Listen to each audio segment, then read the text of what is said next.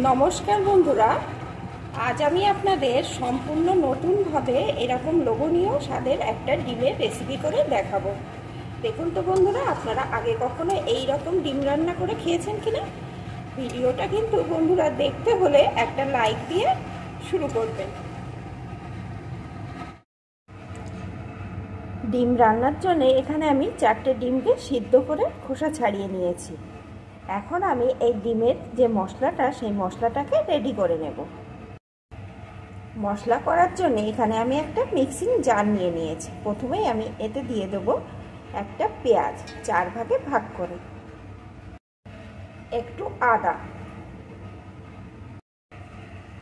কয়েক কোয়া রসুন,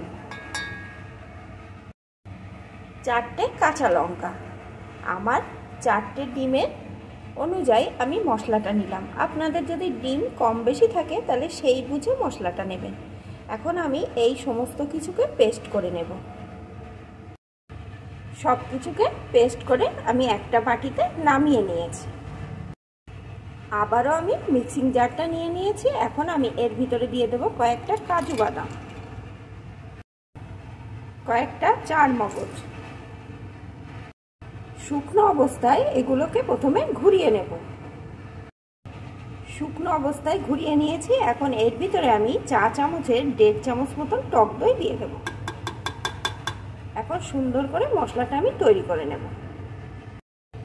মশলাটা আমার রেডি।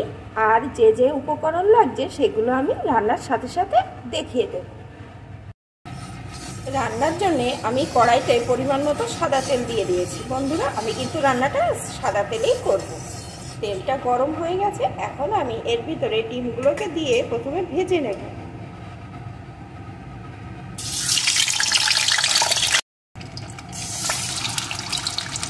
দিয়ে দেব একটু লবণ। আমি কিন্তু এই রান্নায় কোনো রকম হলুদের গুঁড়ো ব্যবহার করব না। ডিমগুলোকে ভেজে নেব।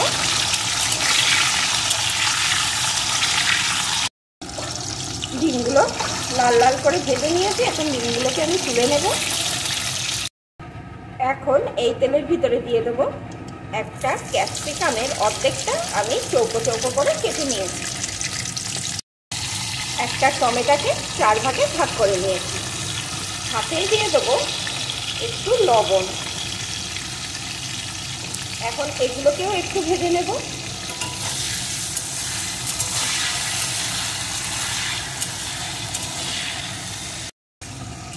খুব বেশি ভাজবো না, 2 মিনিট মতন ভেজে নিয়েছি, না হলে টমেটোটা একদম গলে যাবে।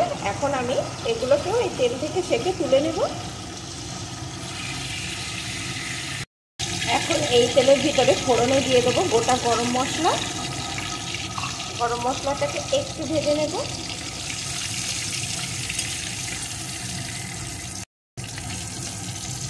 একটু ভেজে নিয়েছি। এখন এর ভিতরে আমি পেঁয়াজ, রসুন, কাঁচা লঙ্কা আর আদার পেস্টটি প্রথমে দিয়ে দেব।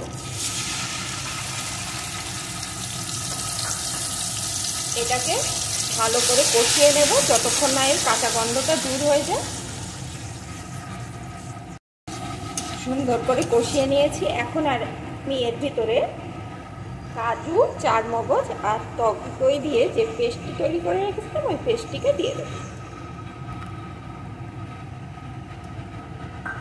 সাথেই দিয়ে দেব স্বাদ মতো লবণ, সামান্য একটু লঙ্কা গুঁড়ো,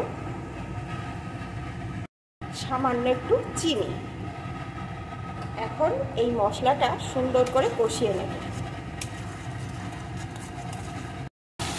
মশলাটা কিন্তু অল্প আছে এইভাবে নাড়িয়ে নাড়িয়ে কষিয়ে নিতে হবে, না হলে কিন্তু তলায় ধরে যাবে। কারণ যেহেতু চারমগজ, কাজু বাদাম দেওয়া, খুব সহজেই কিন্তু নিচে লেগে যেতে পারে। তাই সমানে এইভাবে নাড়তে হবে আর মশলাটাকে সুন্দর করে কষিয়ে নিতে হবে। এই মশলাটা যত ভালো কষানো হবে ডিম রান্নার স্বাদটা কিন্তু ততই ভালো হবে। সুন্দর করে মশলাটা কষিয়ে নিয়েছি। দেখুন বন্ধুরা, উপর দিয়ে কিন্তু তেল উঠে আসছে।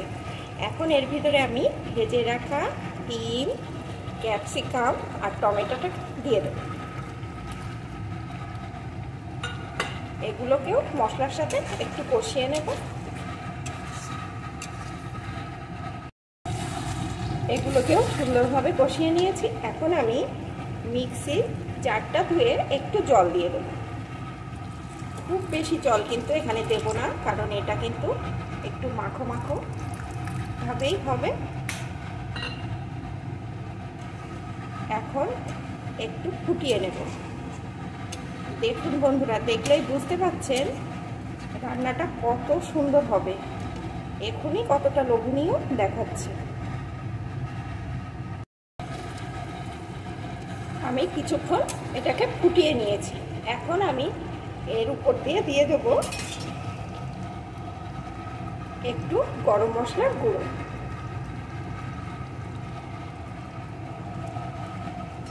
মিশিয়ে নেব। এখন কিন্তু ডিমটা আমার পুরোপুরিভাবে রেডি হয়ে গেছে। বন্ধুরা, এই ডিমের ঝোল গরম ভাত কিংবা পোলাও কিংবা ফ্রাইড রাইস যার সাথে খান অসাধারণ স্বাদের লাগবে। সবসময় আমরা তো একইভাবে ডিম রান্না করে খাই, যদি এইভাবে একটু নতুন করে রান্না করে খাই কিন্তু সকলে খুব পছন্দ করবে। আর এই রান্নাটা কিন্তু বাচ্চারা বিশেষ করে খুব পছন্দ করবে। আপনারা কিন্তু অবশ্যই এইভাবে তৈরি করে একবার খেয়ে দেখবেন। আর আমার এই রেসিপিটি কেমন লাগলো অবশ্যই কিন্তু বন্ধুরা কমেন্ট করে জানাবেন। আর যদি ভালো লেগে থাকে একটা লাইক করে দেবেন। এখন কিন্তু এই ডিমটা আমার পুরোপুরিভাবে রেডি, আমি নামিয়ে নেব।